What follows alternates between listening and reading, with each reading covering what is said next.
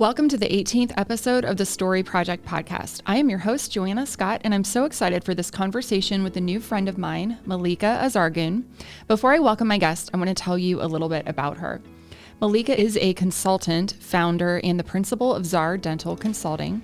With over 20 years as a professional in the dental industry, Malika has established herself as a top dental management consultant in the DC metro area. As a George Washington University graduate, her initial plan was to pursue a career in dentistry. However, as her family grew, her focus and passion shifted slightly from building her own practice to helping others create and grow their existing practices. Fueled by her energy and enthusiasm for the dental industry, she excelled as a dental assistant and ultimately became the business manager in one of the top dental practices in the DC metro area. As the demand for Malika's expertise grew, Zar Dental Consulting was developed and now serves over 100 practices. Malika's commitment to client-focused, results-driven best practices is the platform upon which she has built her business and team, and she has a proven track record in increasing profits exponentially for dental practices.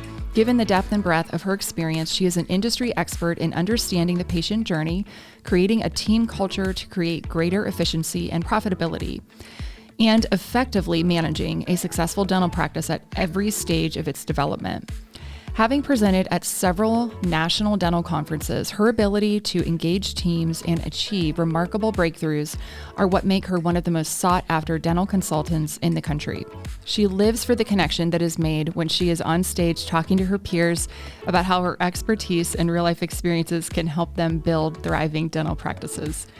Dentists and their teams find that Malika speaks their language and understands their different pain points. For this reason, she has been named the dental therapist and team whisperer.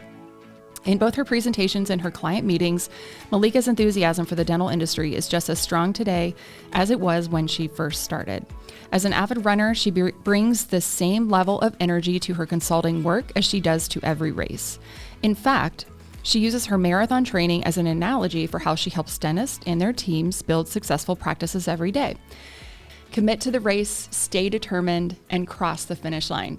Welcome, Malika, to the Story Project podcast. It's so great to have you here today. Thank you for having me. I'm so excited to be here. Thank you for traveling all the way from Virginia to Ohio to be here today with our Studio 88 team. We're having so much fun. We're about halfway through your day, capturing photography, video. We're actually doing a full website project for you, which we're thrilled about. I cannot wait. I'm so excited. And you guys have truly been amazing. I was just saying, you guys have made me feel special, the makeup, the whole process, your team, the organization of it, walking in here, having my name in the room, all of those special touches makes a huge difference. And everybody has been phenomenal. And I definitely feel I'm so special. This is a moment that I wish I'd planned before. Uh-huh. So I'm excited I'm doing this with you guys. So thanks for having me. That's awesome. We're honored. First, I always love to talk about how you and I first got connected, which was at the annual Do Retreat last year with, of course, Ann Duffy, who we love, and 130 other dental entrepreneur women. And so that was so fun to hang out with you there. And then also we originally got connected to you through Manal Sampat and your Leap into Practice event, which our sales director, Mike Sula, went and attended and just raved about you and how the entire event just flowed and the amazing doctors there. It was great to meet him. It was great to have him. Thanks to Manal for connecting us to you guys because he really shined on stage and my clients were so intrigued by the stories that he shared. Because at the end of the day, it's about the story and being able to empower people. So some of these dentists being able to connect with that and knowing that their story matters and seeing that on stage was great. We really enjoyed it. That's awesome. Okay, so I have a couple rapid fire questions I want to ask you just to help our audience get to know Malika Azargoon a little bit better, like the human, right? Okay, so you've run one or more marathons. Why is running your favorite way to move your body? It's really, it's obviously a great exercise, but also it's really a time where I can disconnect and just, I say pounding on that pavement, it feels great. It's a stress reliever. Sometimes my husband will joke and say, just go for a run, you'll feel better. And I wasn't a runner before, but my cousin had an idea, let's run a half marathon. And I did, and I got hooked. And from there, I connected with a Moms Run This Town network in our area, and I met some amazing moms that are, trying to balance work life and, being a mom and also having an outlet, which was the running. So I met some amazing people, and I we got to train on different levels with each other. You know, if you were fast, it's okay, you could still be part of the team and you train at a different pace, but we also got to be a network, like a support system for each other. So running the Marine Corps Marathon was my first and so far only marathon. Wow. And I chose that one because I wanted to be, you know, somewhere close to home so my kids can see me finish the race. I'm sure that was pretty special. Oh, it was one I will never forget. Yeah, that's awesome. Do you still play the violin? So, okay, my kiddos, they played in elementary school. This private school they went to, it was kind of mandatory, so it was the instrument. They picked it for you. They were not thrilled about it because... It's not an easy instrument. It is not an easy instrument. So do you still play violin? Unfortunately, I don't. And if my parents are listening, they will tell you they're not happy about it. How many years did you play? I played all the way to high school, end of high school. And, you know, I actually tutored it to kids when I was doing it. And honestly, when college happened, I just didn't have time. I regret it. I'm not going to lie. I have my violin still in the closet, just sitting there collecting dust. But I really had a joy I enjoyed it. But again, you know, life happens. You have college, and, you know, it's like if it's truly something that you want to do professionally, I probably would have followed it more. But I enjoy listening to the violin, people that play it, but I no longer play it, unfortunately. Okay, tell us briefly how you got the nickname dental therapist or team whisperer. Actually, a client of mine called me the dental therapist because, you know, I go into practices and, you know, a lot of times the client's like, the following is keeping me up at night. And to be honest, the big triggers right now are staffing challenges, culture, people getting along. So I go into the practice, and because I've worked in practices and I was like a dental assistant, a front desk, a treatment coordinator, office manager, I pretty much have had every seat other than the hygienist and dentist. I'm able to relate and connect with the staff. So then I can say, I understand, I remember this. And that really brings them to the level where they're like, okay, she's on my team and she's going to be an advocate for me. That's amazing. I love that so much. Before we get into the dentistry side of who you are and what you do, I want to go back a bit. I know family is really important to you. So I'd love to hear about, you know, your life as a mama. You have 2 kiddos, both boys. Yes. Tell us their ages. So yes, so Neve is 15, just turned 15 this month, and Nami's 10, will be 11 in August. We're a household of soccer, lots of soccer. You know, I come from a background that I really didn't do much sports, but, you know, married to my husband that's big in soccer, and then my boys got into it. So our weekends are filled with just games, which as much as it's chaotic, I enjoy. I love being on the sideline. Sometimes maybe I shouldn't be on the sideline, but I heard that sometimes you go to the parking lot. Yeah, I put myself in timeout. I put myself in timeout. You're invested. Yeah, I get a little too emotional, but I enjoy it. It brings a joy to me to see that my kids, especially my oldest, is right now at a level where he likes it on a very a intense level, and to see him want it so badly. And I think it really teaches him a lot in the sense of leadership, team building, and he's the captain on the team. And I keep coaching him this is so good. Be a leader, teach your team. You know, there's a reason they picked you to be to be that captain on that team. So it's fun to watch. Yeah, that's awesome. Well, what are just a few words you might say to all the mamas out there trying to raise boys to be gentlemen? Because I know I'm raising a son who's 17. And to treat all their future girlfriends, wives, partners with compassion, kindness, and good leadership? Really good question. Honestly, being connected to your boys, really spending time with them. You know, unfortunately, we live in a life that is so high-paced and so technology-driven that it's just great to just tell them to disconnect, have dinner with you, talk to them about just daily stuff.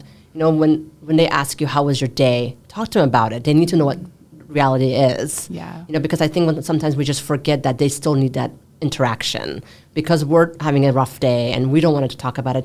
By those interactions, there's things that they can share with you, and that shows compassion, and there's gratitude, and that way when they're connecting with us, you see like a girlfriend, a future wife, a partner, spouse, all of that, I think it really teaches them those ethics. Yeah, that's amazing. All right, let's move into the dentistry part of what you do. I love how your beginning experiences, like you said, in the profession involve you serving as a dental assistant, you know, front office, business manager of a successful dental practice, and using that experience and expertise to create your own consulting business with over 100, practices in the DC metro area. So tell us the heart and soul behind Zar Dental Consulting and how it helps practice owners and their teams thrive.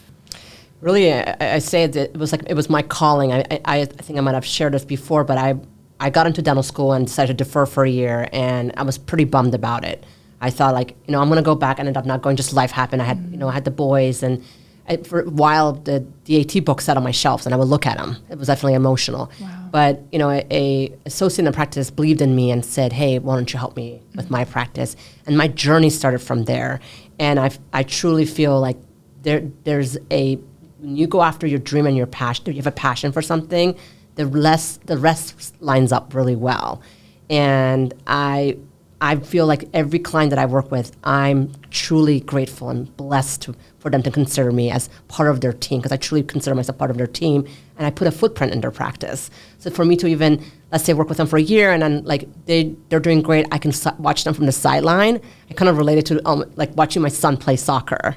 Like seeing them from the sideline is like, oh my God, they're doing so great. They're scoring the goals, and their revenue's going great. They opened a second location, so it really brings me a lot of joy. And that's, I think, it's what I enjoy, is helping people, reach their goals and their dreams. So what would you say, like, one of the biggest pain points that you experienced in your time and your different positions in the dental practice that spurred you on to want to consult, other practice owners and their teams and help them? Because I'm assuming you obviously, when you play multiple roles in a dental practice, it gives you a major insider view. For sure. Through all the ups and downs that is the day-to-day. For sure. Honestly, seeing the lack of structure, really seeing that, I watch my boss just running in circles, trying to like make sure the day is running efficiently, despite that she's working super hard. But to me, she was not working smart.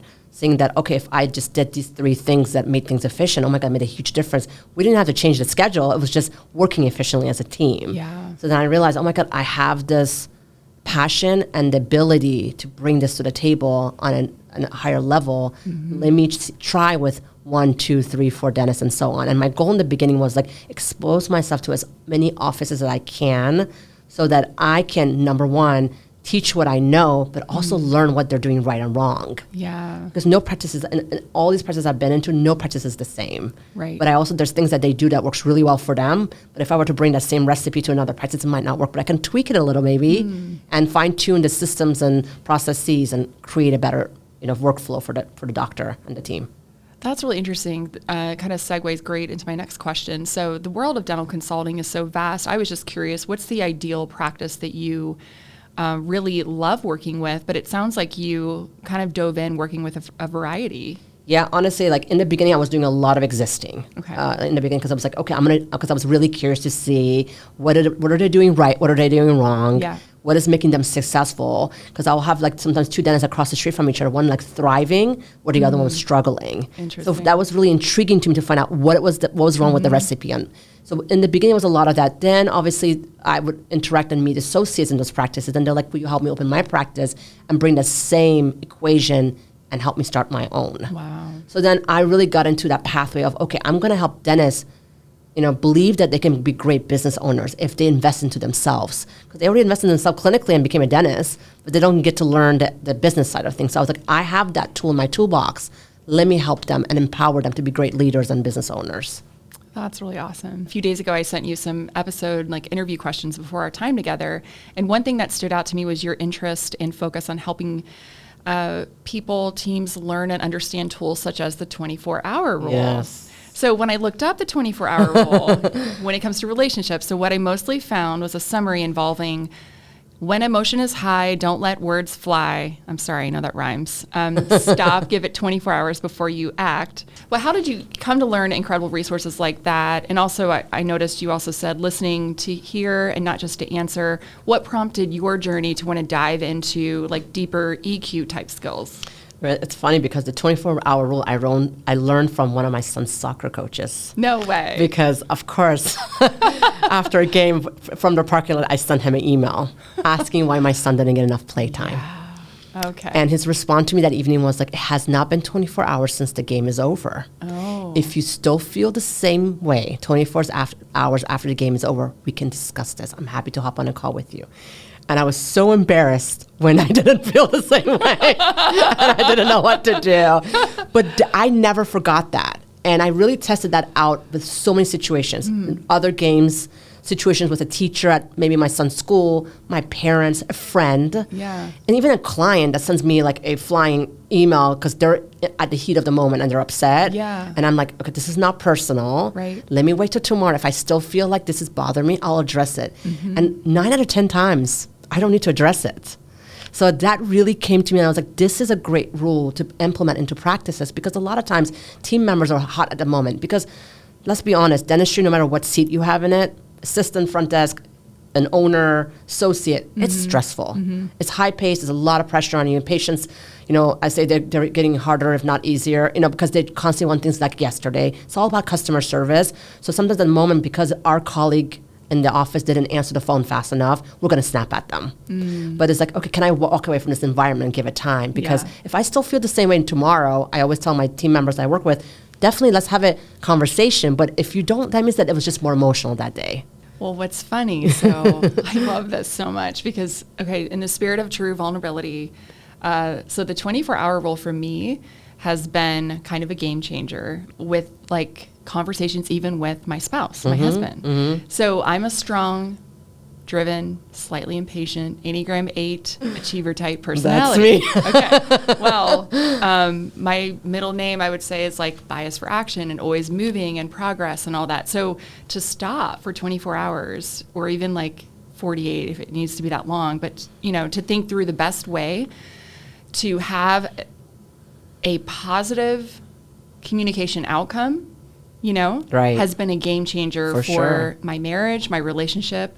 I'm also married to a very driven man. Yes. So when we can both step back and do that, and then like, hey, let's put a pin in this and come back, it's really, really helped our synergy. For sure. I mean, I just said, even like I've tested, I'm like, okay, I don't need to address this with my husband right now. Yeah. If tomorrow morning I wake up and I'm still like upset about it, then I'll have a sit down. But also my tone will be different. Yes. Even if I'm still upset, I will be more logical about it. I won't be as emotional about it. And it's really like I forever thank this coach, because I was like, at first I was like, honey, can you believe he told me to wait 24 hours? What's the matter with him? I didn't answer yes, because I'm impatient. Yeah. I want it yesterday. Me too. But it really taught me something that I've now put into practice, and I teach this to my clients, because even them, they're like, I want to know why that report wasn't ran. I want to know why that patient was not checked out. Yeah. Okay, let's take a minute and really process this. So it definitely makes a difference. That's awesome. So you're known as a team whisperer. We talked about that earlier for a moment. And we all know the importance of healthy team culture and the connection to running a profitable, successful practice. Those two are so aligned. So how do you work with and train doctors and their teams to create efficiencies that increase profitability, productivity? Really, communication. Like you had mentioned it earlier on this, was listening, like to hear and not just to react. And I think I really truly believe that if the practice culture is there, the team is there, in the sense of the team connection and communication, the revenue comes. Because I've compared active patient numbers practice to practice in the same zip code. When the practice has the right team, the doctor's communicating properly, it shines. And when I come in, my goal is, okay, where's the disconnect? Yeah. If and I don't get upset at the doctor, because a lot of times they're so busy in the clinic, they don't have time to be that leader and be able to put that owner hat on to see the big picture. So it's like it's a rapid fire of information or questions, and a lot of times with the generation of now, it's like they want information, they want gratitude, they want confirmation that they're doing things right. So that thank you end of the day, you did great today, goes so long. So I really spend time to making sure that the teams are connecting well. And despite that, the owner might have multiple locations. I have a client that has over 9 locations. He's phenomenal. He has the charisma, he has the energy, but sometimes he's spread too thin. Yeah. So it's like me reminding him, okay, let's have a team building day. Let's block out a day every 3 months to do this, because you're boosting your team to be able to shine for the next 3 months. Yeah. So I really focus on that, because I really see that it makes a huge difference in how productive the team and the practice is. Give me like an example, if you can think of one, of a practice that was struggling with their team, and how maybe one of your poster practices where they were really, like, the pain point was pretty big, and whether that was communication or something else, and how you were able to really just help them turn the ship around. Yeah, I actually have one that I'll never forget. I usually do a kickoff meeting with the team when I joined them, and the client had reached out to me and says, I don't know, people keep quitting. My staff say that I don't have any compassion, but I give them good money, I give them great bonuses. We go on CE conferences, I took him to this fancy trip in Mexico. He's like, I don't know what else I'm supposed to do. So I usually have him fill out a questionnaire behind the scene, like all the staff, and then I do a kickoff. So when I got to the kickoff, I just do some icebreakers to get them going, and one of the staff just stood up and looked at the doctor, and it was a staff of maybe 7 or 8, and said, Doctor, what is my name? And he didn't know. And I honestly, at that moment, I was like, oh my God, I now see what the problem is. I mean, he was so clinical. He is phenomenal clinically. And he was so focused on the clinical aspect of just producing. Yeah. And he was trusting that the manager was just running the ship, which she was doing, but the staff wanted his attention because he had a great reputation in the community, and they had to come to work in that office because of his reputation. And I mean, he was red. I never forget. And I actually asked his permission to bring the story up because I thought it was really interesting. And then he right away afterwards was like, fix it. I'm embarrassed. I cannot believe I don't know their names. And it really came from the fact that I was like, okay, you need to start having lunch with them, have communication with them. Yeah. Wine and paint. I was like, yes, giving money is great, but not everything is money. Yeah. People want that interaction.